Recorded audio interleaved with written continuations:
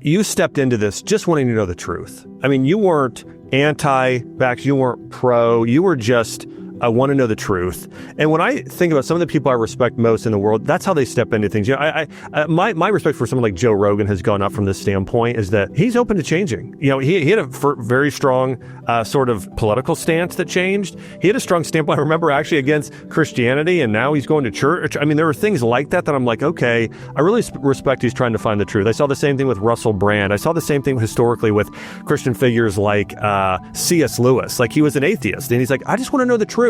I'll go either way, but I want to know the evidence, and I'm going to allow that to speak to me on that.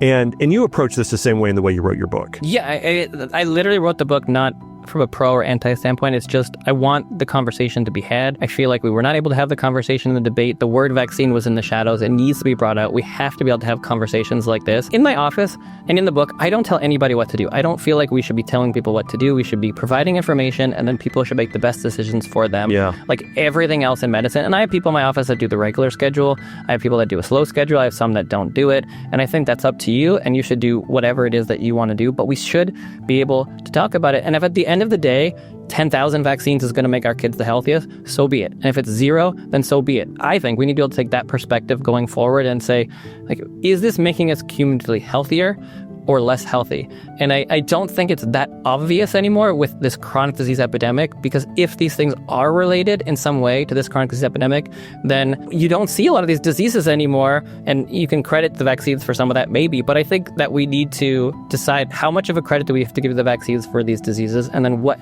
risk. You don't want the measles to come roaring back and everybody to get measles, but I also don't want everybody to have asthma, allergies, autoimmune conditions, and autism. So it's both things can be true, and you have to be able to minimize disease. And I said this before, minimize disease, but also minimize these chronic diseases. And we have to know how or if these things are related in some way. And I don't think we do.